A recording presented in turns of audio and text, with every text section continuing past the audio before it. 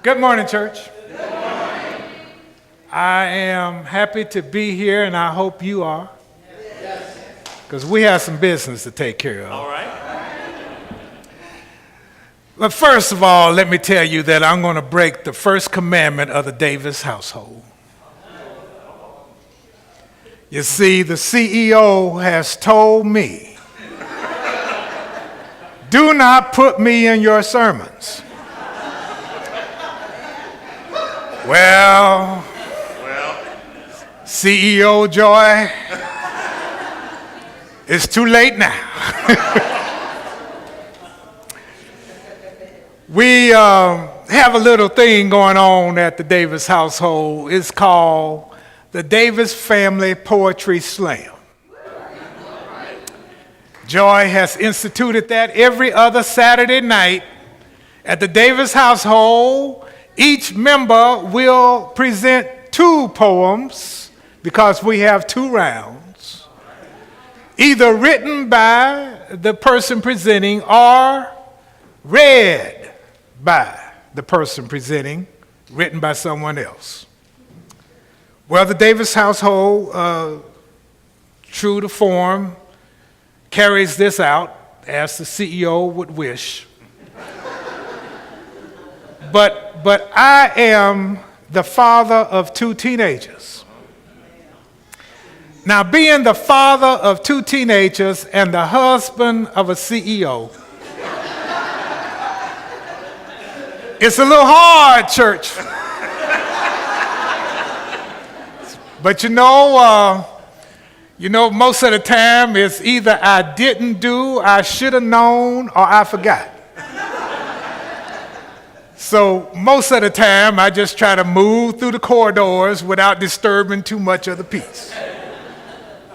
But every now and then, I am called upon to exercise my duty as father of the children. It seems that our daughter rebelled at the notion of presenting at the poetry slam. So I was told, go upstairs and get her. Well, I climbed the stairs slowly, church, not knowing exactly what I would get, but I walked into the bedroom and I said, sweetness, you are wanted downstairs. She said, I understand, Daddy, but I really don't see the need to do this. Why are we being made to participate? At that point, church, I heard a still small voice. It said, Brother Gerald, now is your time. So I rose up and I said, well, sweetheart, there are 2 reasons.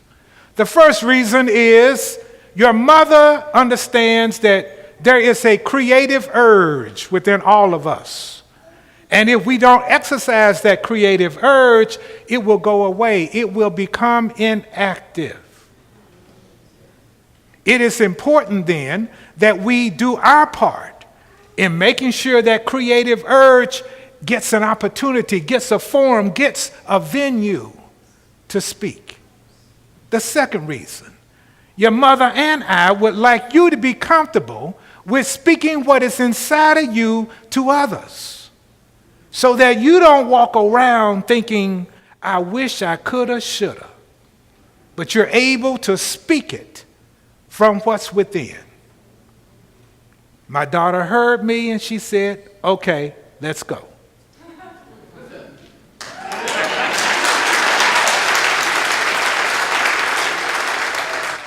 It's not often that Daddy gets to do that. So the creative urge is what I'm talking about this morning. But I got another story before we move in to that arena of the creative urge. And it's the same kind of story. You heard Reverend Marlon speak about the disparity in life expectancy between North Tulsa and the rest of Tulsa. Well, on my Monday through Friday job, I work at DHS in North Tulsa. I'm the county director there. And I did a little research because we're smack dab in the middle of this. 74106, 74126, and 74110 are the zip codes where people die at such an inordinate rate. Now, some folks would say, well, it's a lot of violence up there, Reverend, but that's not why people are dying. People are dying because of lack of nutrition, lack of exercise, and lack of regularly seeing their health professional. Those are the three big reasons why folks die 14 years earlier than the rest of Tulsa. So I could not be at that place Monday through Friday knowing that statistic and not doing anything. So like the little hummingbird, I said, we're going to do something. And so we started a community garden. And we planted and raised crops this season. We had tomatoes and okra and sweet potatoes and peppers and corn and cantaloupe. Thank you, squash. I can go on. We had a great harvest. A great harvest. Well, one of the participants, one from our office, came into my office one day and said, Mr. Davis, we don't have enough folks out there working our community garden. I said, but we planted, right? Yes, we planted. And we harvested, right? Yes, we did. But we need more people, Mr. Davis. We need to print up flyers and go all over Tulsa and tell people to come on up here and work in our garden. And I said, hold on, my brother. You see, we started this community garden to deal with the people around us. We want the folks around us to feel that urge to get up and do something. And they are coming but small droplets. Maybe they have reasons why they have some doubt. They may want to see just how serious we are. But lest we forget, we have a fall garden that we're planting.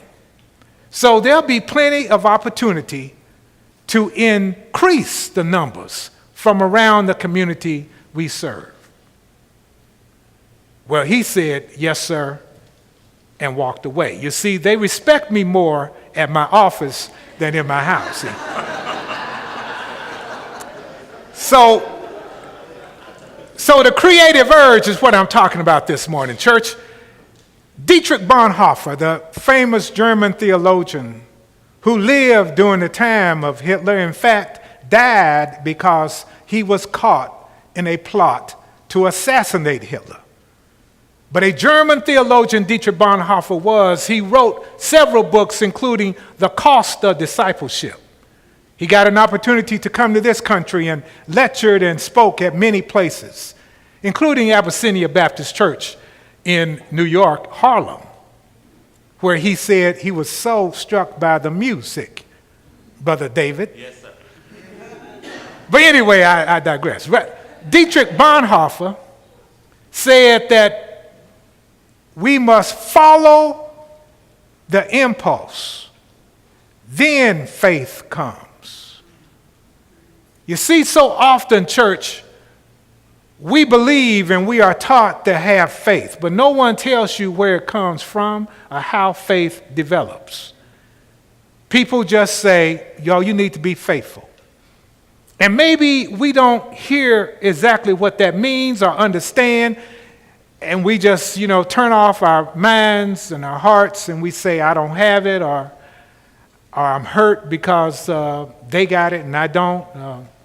I think I'll move away. I'll be inactive. I'll be comfortable, but I won't be involved. I won't be involved because I don't know how to get faith.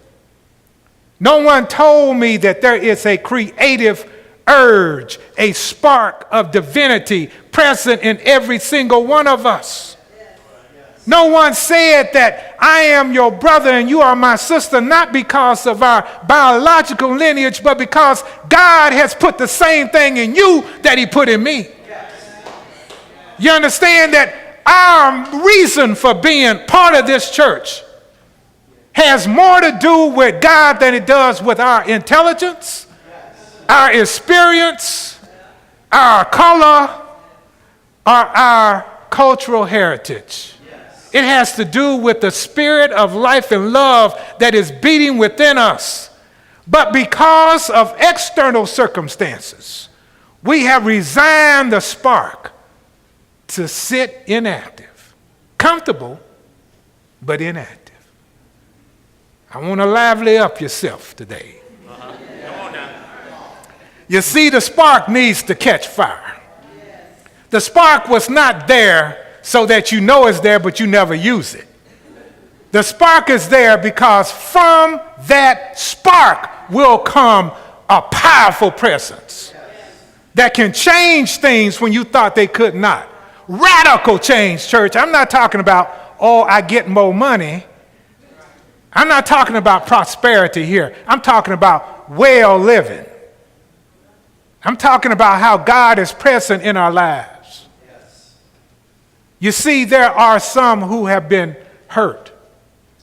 There are some who have suffered from this hurt, trying to find a way in a church. Some of us remember those days when we went to church a lot. Sundays and Wednesdays and a lot. We were there. We were singing in the choir. We were doing whatever we had to do because we were told this is serving God.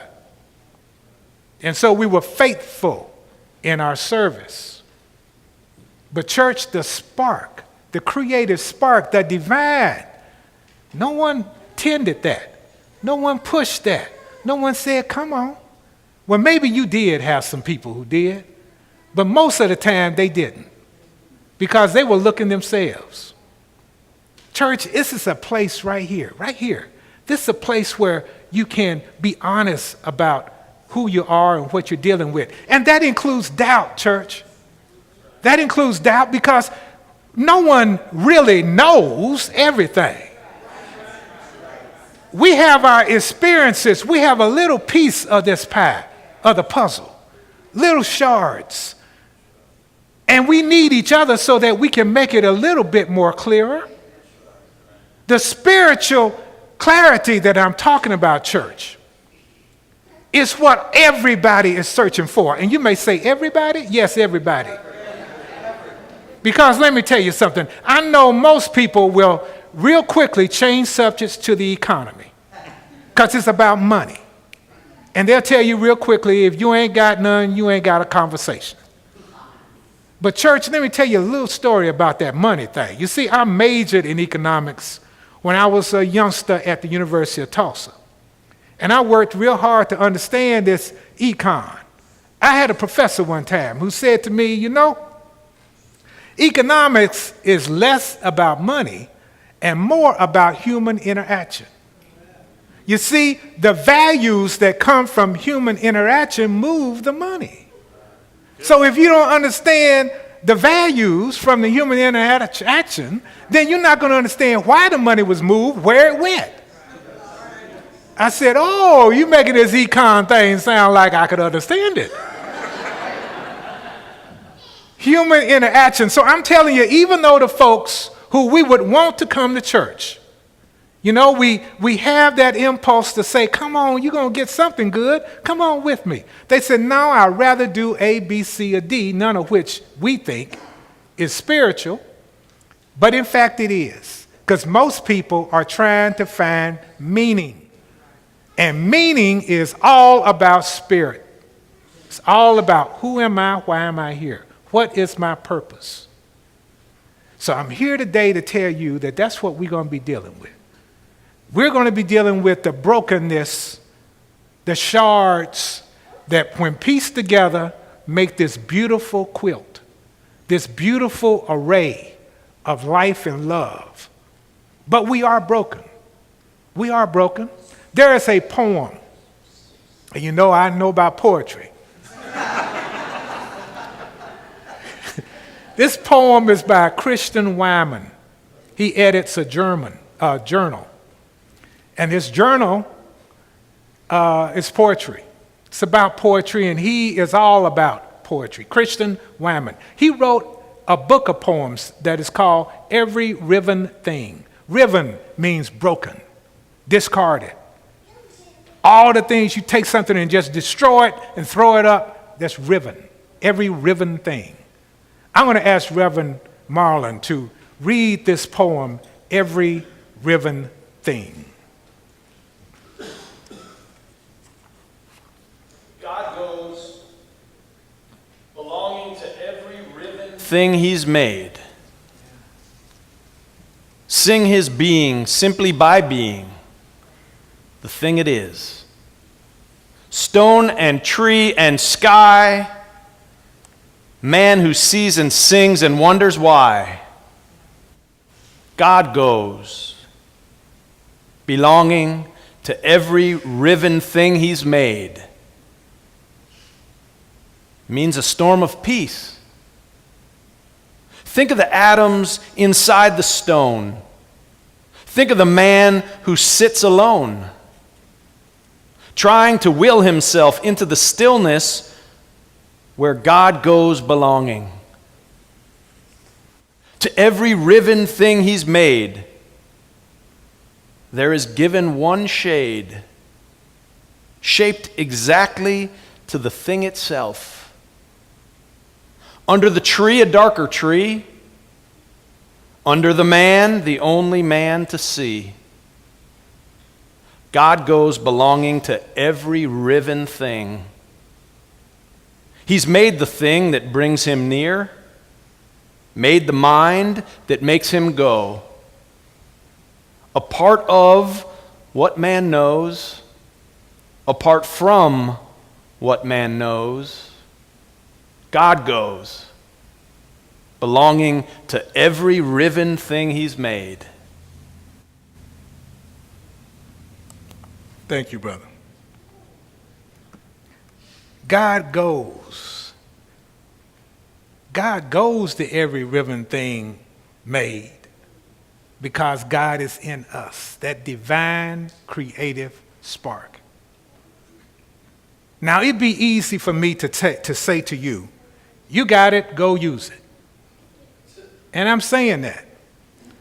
But before I say such a simplistic prescription, let me say to you that you may not know that you have it. Some people say, oh, I'm not very creative. I don't do that very well. I can't play a piano. I can't sing a song. I can't write a verse. I'm not very creative at all.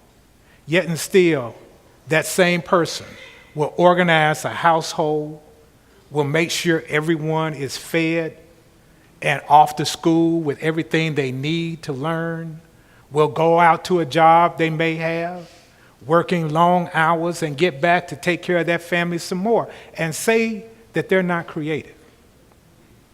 Every one of us has a divine spark that speaks to us, makes us holy, church.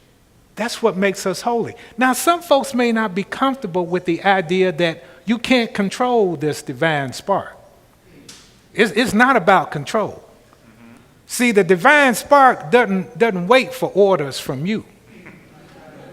See, the divine spark has something already in its DNA, and it's supposed to say, hey. It's supposed to, hey. It's supposed to say, I got an impertinent question to ask. It's supposed to say, I tell you what, let's not do that today. Let's go sailing. Something completely unorthodox. That's that creative spark.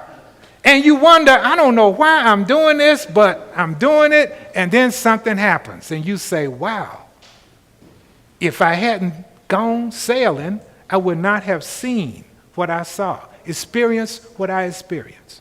Trust, follow the impulse, and faith comes. Because once the creative spark has demonstrated, I got you.